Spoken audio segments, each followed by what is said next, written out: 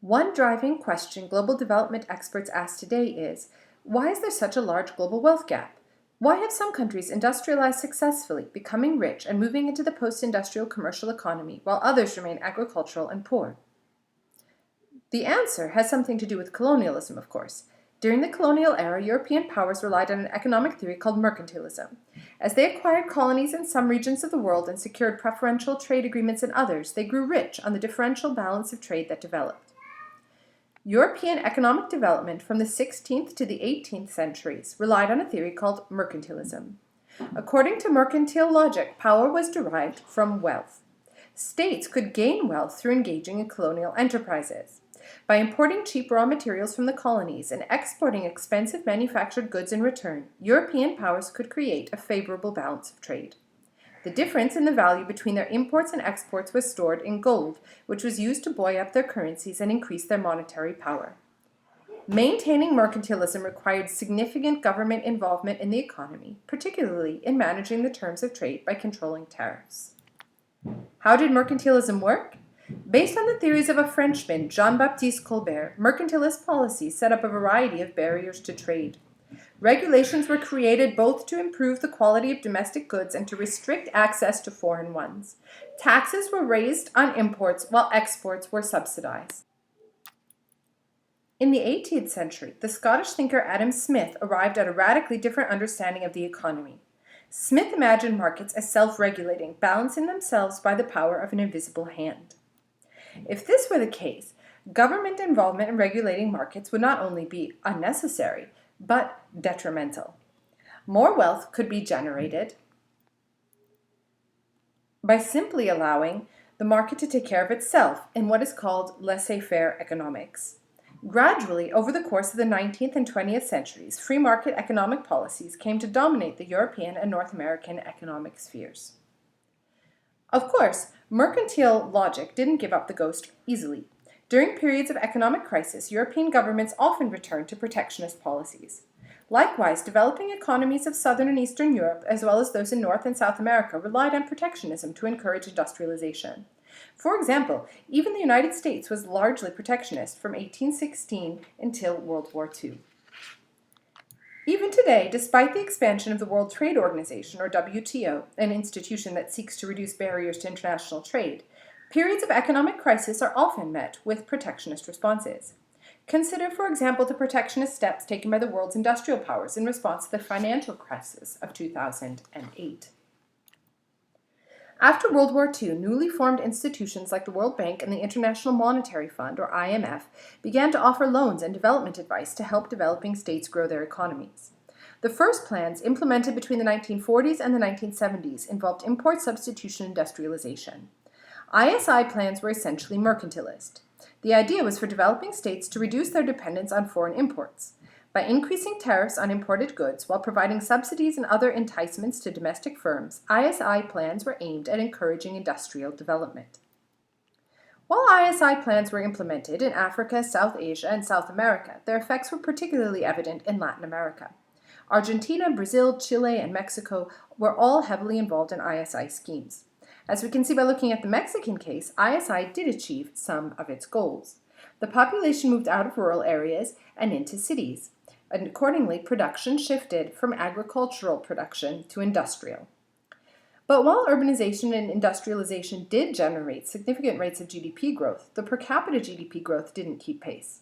The fledgling industrial sector was heavily dependent on subsidies and loans from the government, which itself was borrowing heavily from the IMF. The new industries did not capitalize on the region's comparative advantages and did not enjoy the benefits of scale of many American and European firms. South American automakers, for example, had to import steel from the United States to build factories and make cars.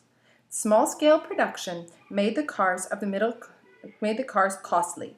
Inexperienced engineers and workers made the quality shoddy.